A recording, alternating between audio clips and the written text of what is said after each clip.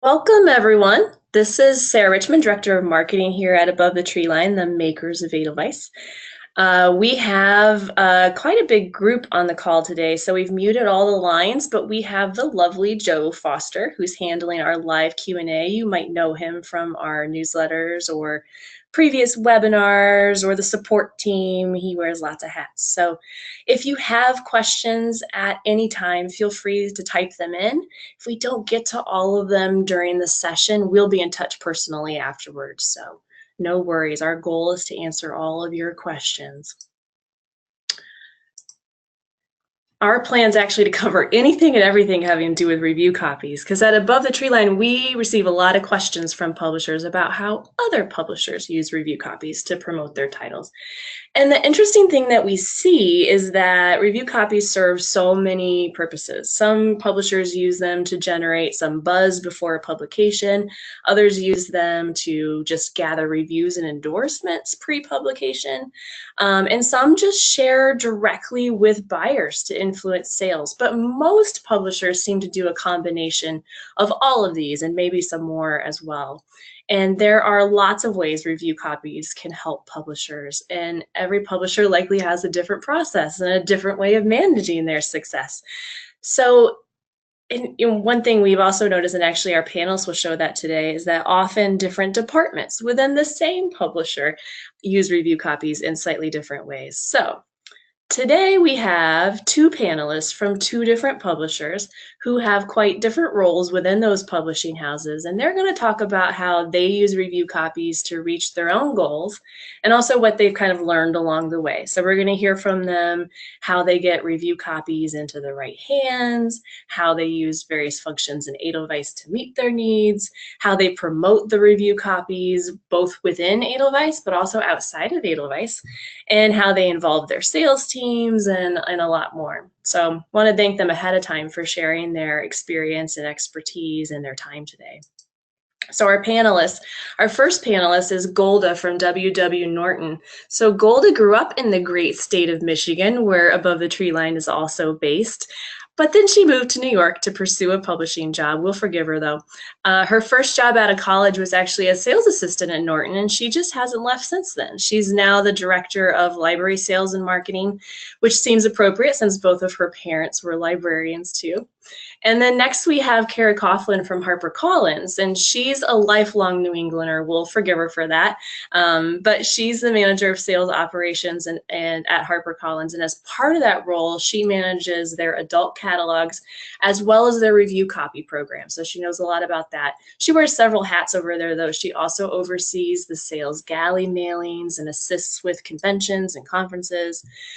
So I'm going to stop talking for a while, and I'm going to let Golda and Kara provide an overview of how they use review copies in their role.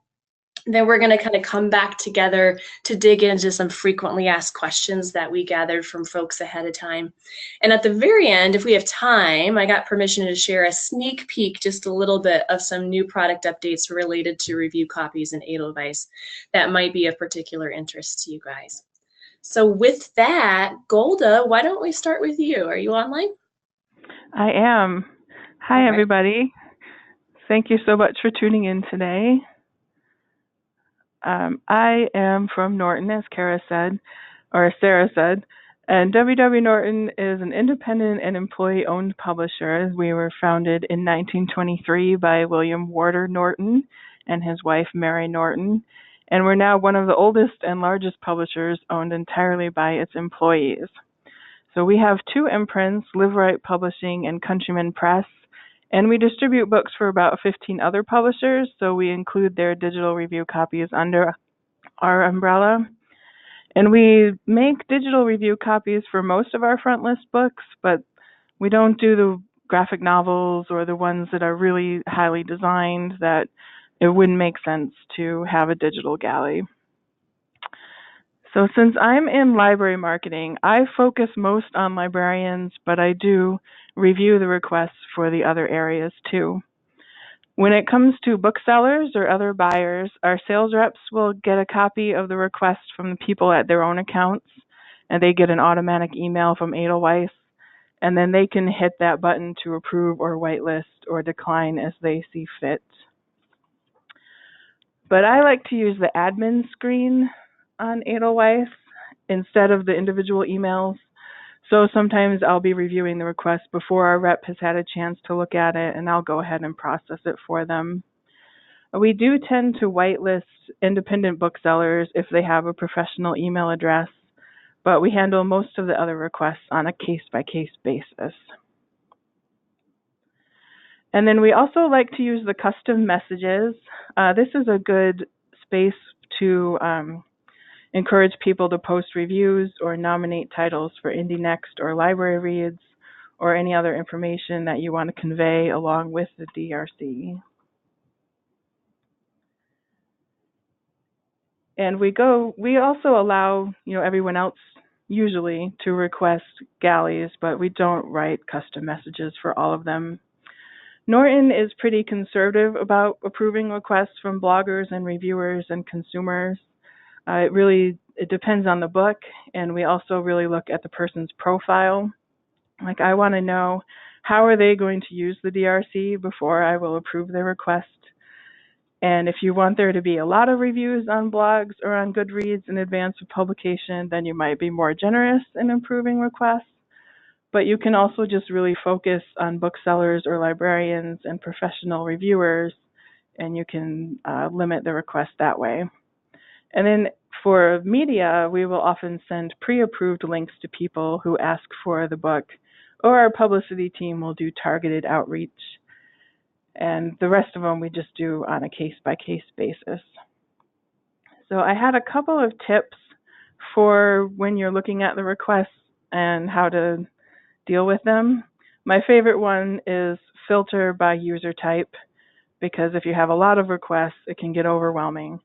So I will filter by user type just to look at one at a time. Like, I will click on librarian and just do those, and then click on bookseller, etc. And then when an Edelweiss user requests a DRC, they have to know why they are requesting it. There are different options for acquisition, advocating, course adoption, or reviewing. And then often they will also write a note. I like to look at their profile because it will give you extra information. Like, it will tell you their profile strength, which is based on how much of their profile they've completed, the role summary, the profile pic, the description of their role, the affiliations, links to social media, etc. And the really serious people will take the time to complete this fully.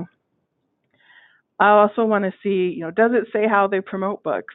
Did they include a link to their website or social media? And is it active? You don't always have time to check all of their links, but if they look a little sketchy, I will click on the link and see if their blog has been updated recently. Are they using a professional email address if they're writing from a bookstore or a library, or if they say they're a reviewer? And you can also see how many reviews they have submitted in the past, and that way you can see if they're a really active user. And then if you know that this is a person that you're probably always going to approve, I will go ahead and whitelist them so they don't have to request every time. And then finally, we like the default preferences because they can save you a lot of time. So if you have a generic message that you want included in all of the email responses, you can save that in the default preferences. And there's also the quick send option, which I don't do myself very often, but our publicity and editorial departments will use it. And this will send a pre-approved link to someone who requests a DRC, or the publicist or the editor might say, this person requested a title and I should make sure to approve it when I see it. Or sometimes a reviewer gets a print ARC, but the person really likes to read digital, so we will send them a link from the quick send. Or maybe we ran out of print ARCs, and so we'll ask the person if they will read it digitally. So basically, having the option of the digital ARCs just lets you be a lot more flexible. And then Sarah asked if we use any special cases for review copies, and the slide is not moving forward. I don't know why. There we go. Okay, there we go. So one thing we've noticed is that more book award committees lately are starting to go digital, and they're looking at digital review copies.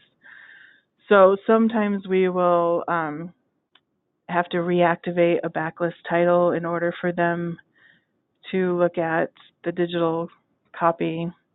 And then we can use the various controls in Edelweiss so that it's not visible to everyone, but we can still send the invitation to review it. So I think that is everything that I was going to say. Yeah, thanks, Golda. That's actually an interesting perspective, especially from your take on focusing on librarians, but kind of wearing lots of hats in your organization. So I'll pass it over to Kara now. Hi, everyone.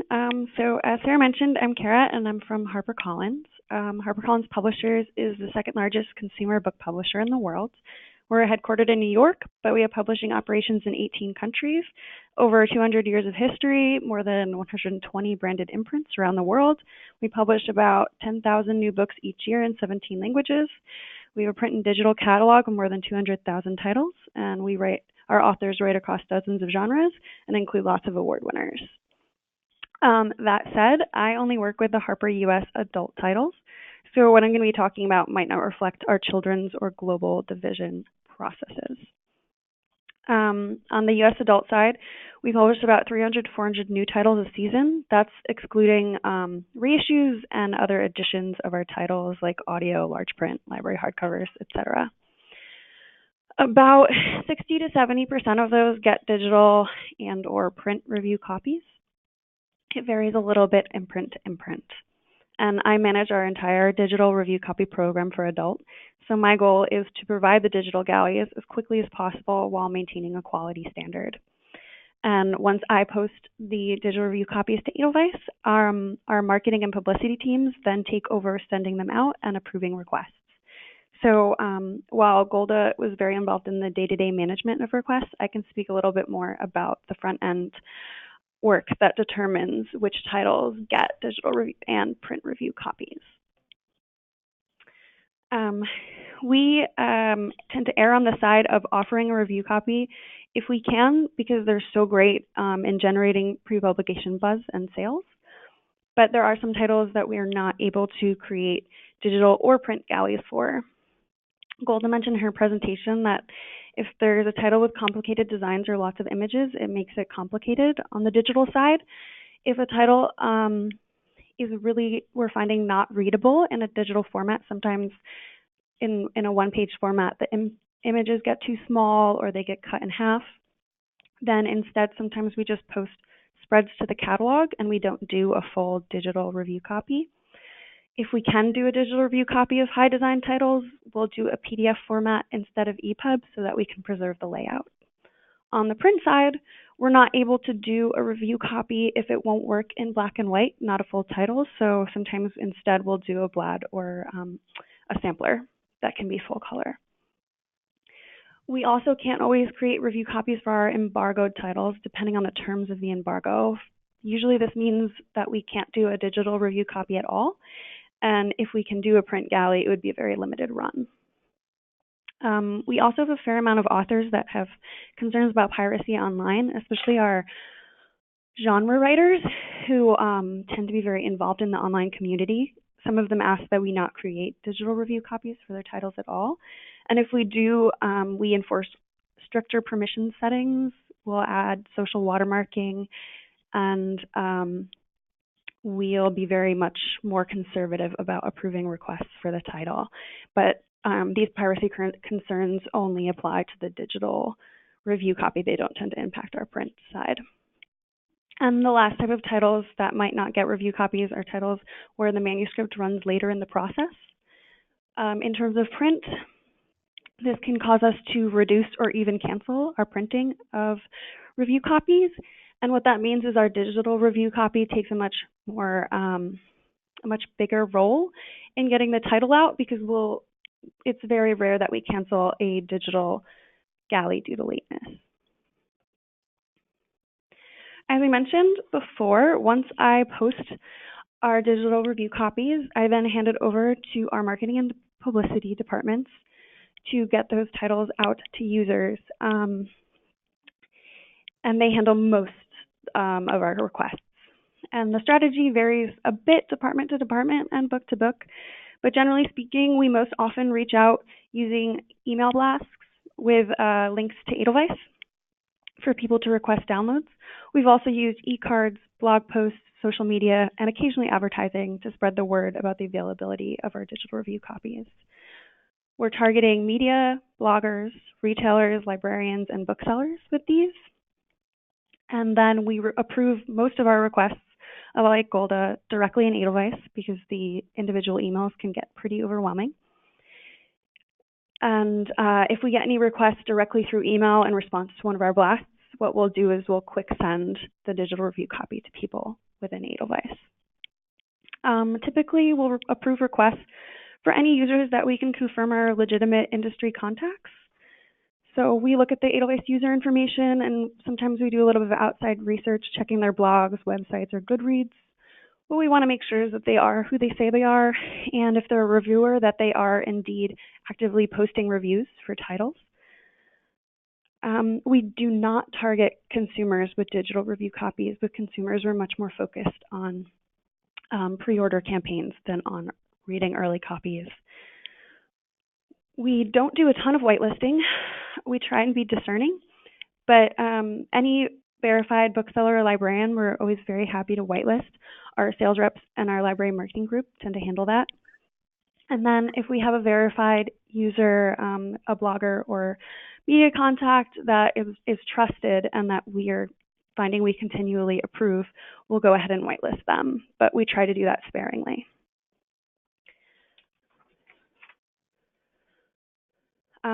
One big tool that we use for sharing our digital review copies through email is the share tool on Edelweiss Plus. It's a tool I don't think a ton of people know about or use, but it can be really great to push out digital review copies to a lot of people very efficiently. First, you create a contact group or more than one contact group in Edelweiss, and then you go down to their admin page, to the share page, and you can pre-approve that group to download review copies with one really easy, quick link. You see that grant all access link on the image on the screen. Once you grant them access, you can do that for one title or multiple titles at a time. You then click that email link, which emails a link just to you to help those users download. And it's really nice because you can take that link and then put it in a customized email of your own to send out to those users, letting them know about your digital review copy and any other promotional information you want to provide them. We found this is really effective in our romance genre to reach large groups of bloggers and reviewers with things like monthly roundups, newsletters, blog tours, and things like that. That said, our sales department does also use digital review copies. They all have access to approve requests, but for the most part, they prefer to whitelist their contacts. When it comes to booksellers and retailers, we don't want them to have to wait for their request to be approved. Even if it's quick, we want them to be able to go in and download any title they want to download as soon as they want to download it if digital is their preferred format. So typically a sales rep will go in and whitelist them themselves, or they'll send the contact to me to whitelist. And on Edelweiss, you don't actually have to wait for someone to have an active request in order to whitelist them. On the admin page under Access, you can also go in and look at your contacts and whitelist them directly there. They also allow you to whitelist some of the bigger accounts and bigger groups in Edelweiss, and their validated affiliations for Amazon, Barnes & Noble, Books A Million allow you to whitelist big groups of booksellers if you want to do that. Most of our reps aren't including our digital review copies in their markups since they don't tend to be available by sell-in for the most part. But I keep our reps updated each week on titles that I've posted to Edelweiss so that they can let their accounts know if there's a title they've been waiting for that it's available. And that's it for me. Awesome. Thanks, Kara. It sounds like both of you are really busy just with managing review copies, and I know it's just one hat that you both wear. So thanks for sharing that. We kind of did a little poll and got some questions ahead of time, so we can dig into some of those now. And I think maybe you touched on a couple of these topics while you were speaking, but some of them maybe we can go in a little bit more depth. These are questions that we tend to get a lot. The first one is, how do you specify who can request titles? This is probably the number one question we get. Kara, what would you say? So for the most part, we allow all users to request our titles. But I mentioned before authors with piracy concerns and also embargoes. And for those kinds of situations, there's a variety of ways that we limit requests. We've worked with Edelweiss to set up special permissions uploads. So we've made titles available by invitation only. Sometimes we've even forced whitelisted users to have to be invited or have to request. But we've also restricted requests to just librarians and booksellers. And a lot of times for these types of titles, we add the social DRM to help prevent piracy. Makes sense. Golda, what would you say if someone asked you, how do you specify who can request the titles that you manage? I would say it depends on the title. The majority of our books we will leave open to anyone to request. We might not approve all of the requests, but we let them see that it's there. There are a small number where we will change the settings in Edelweiss to make it only available to request to booksellers and librarians. Or we might make it invitation only if it's something where we want to have full control, and so we will just send the things ourselves, but people can't see it to request. Gotcha. So definitely you both are taking advantage of all of the options to really be specific when you need to, or open it up if you would prefer that too. There's lots of options there. So another question, do you have a different strategy for retailers versus libraries or librarians?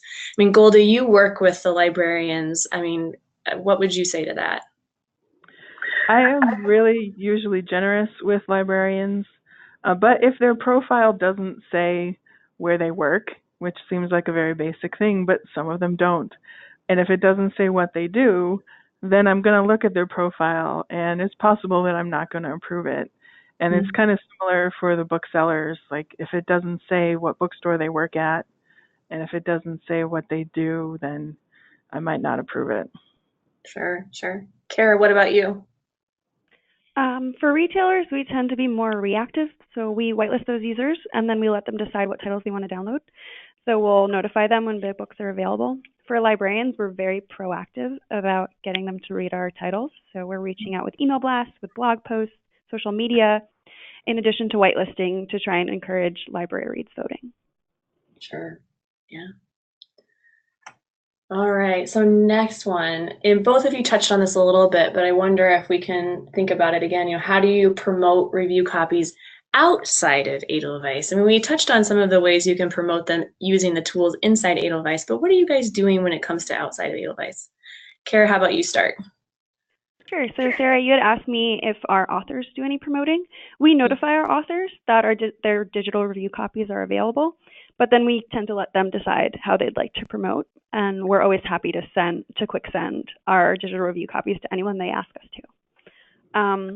I touched on this a fair bit before, but depending on our departments, we use email lists, social media, blog posts, e-cards, and a little bit of advertising to link to Edelweiss and share the digital review copies. I see the evidence of that on Twitter when I'm on there. Golda, what about you? What would you say? Well, when we're promoting titles for Indie Next or library reads, we will usually link to Edelweiss, and also people can submit their votes directly through Edelweiss, so that helps. And we will always remind people of the deadlines for nominations.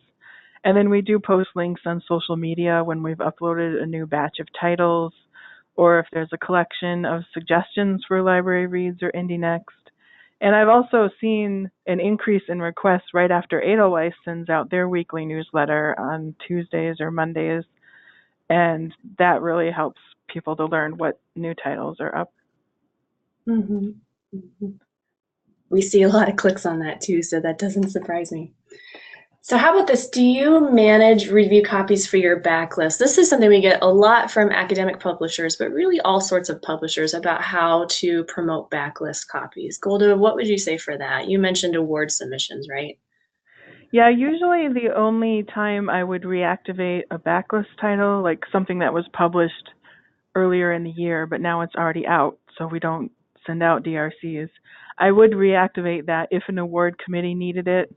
And I actually thought it was an interesting question about the academic publishers, because we do sell to a lot of colleges, and I never thought about promoting digital review copies to professors. So that's something we might want to explore. What about you, Kara? Our academic department has their own website, and they post their answer guides on Edelweiss. So their website guides users through requesting those digital review copies for the answer guides. Outside of that, we don't tend to create a lot of digital review copies for our backlist.